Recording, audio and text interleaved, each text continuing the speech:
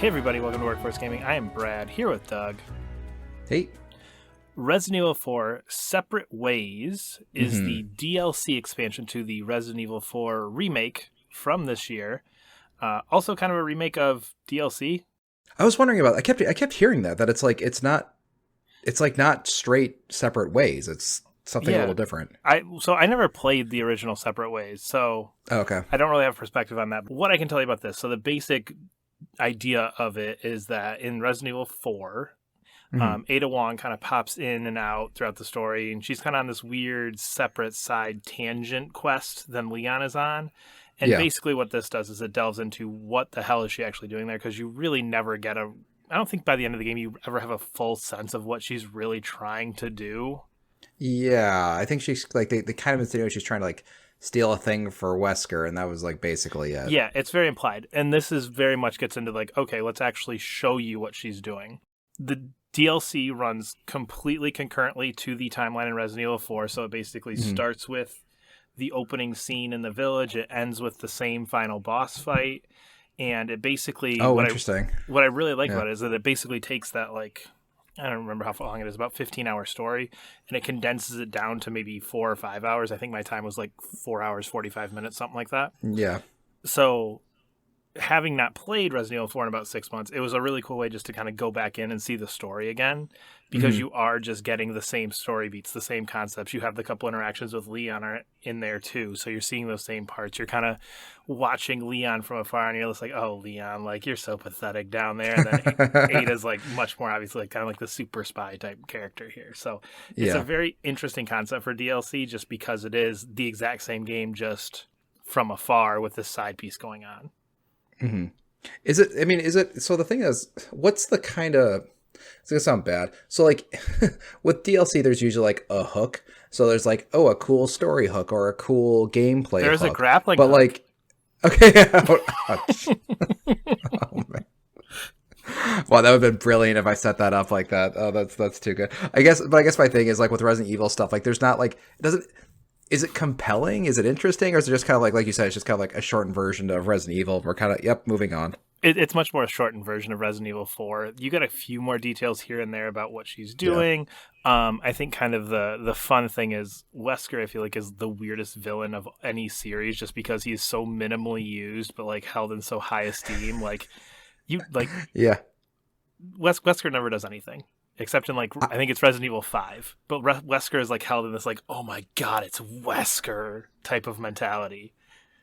So it's funny. I've played all of the games except for the first one, and I think I've seen Wesker, like, one time, like, once or twice, and I think, like you said, in 5. I was like, but there's, like, 8 games out there, mainline games, and the biggest thing he's in is the first one and then the 5th one. Yeah. Yeah.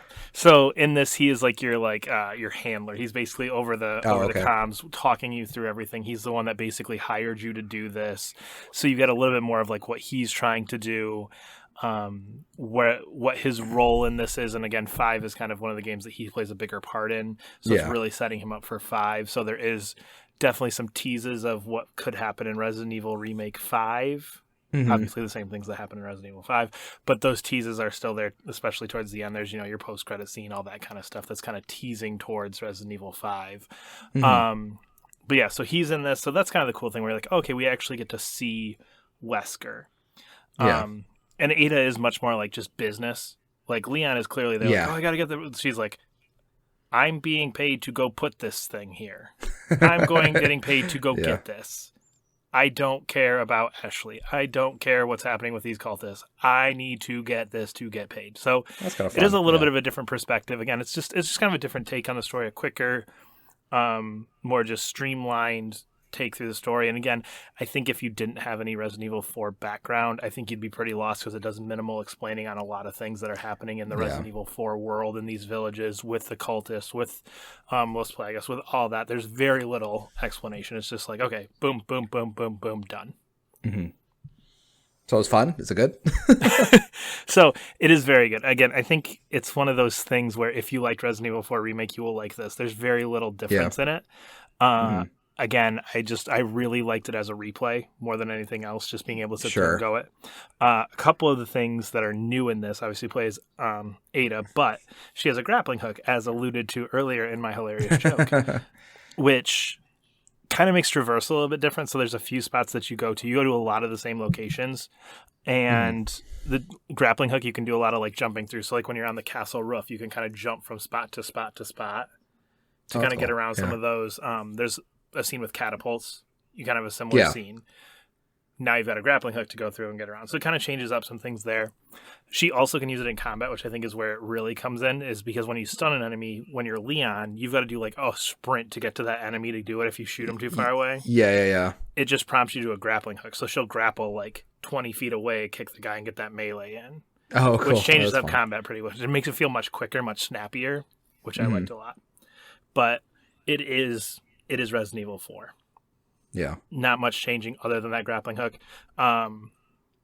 Location-wise, again, you're doing the same things. There's a couple of fights that I think, honestly, might be basically the same fight that you do in 4, just this time. Oh, Ada got there first and did it. She walked through. Oh, now Leon's here. He's doing the same fight. So you see that. It's probably 80-20, old stuff to new stuff. Couple new bosses in different places, things like that. Few new areas. It's a lot of like, you're in the castle, but now you're in this part.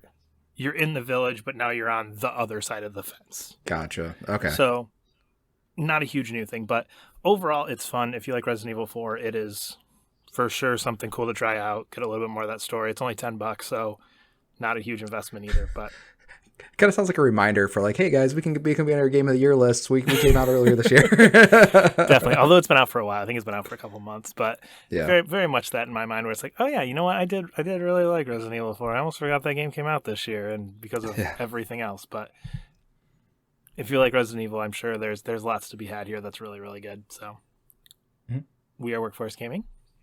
Try and get new videos up every Monday. Leave a comment below. Subscribe to our channel. See you later. Bye.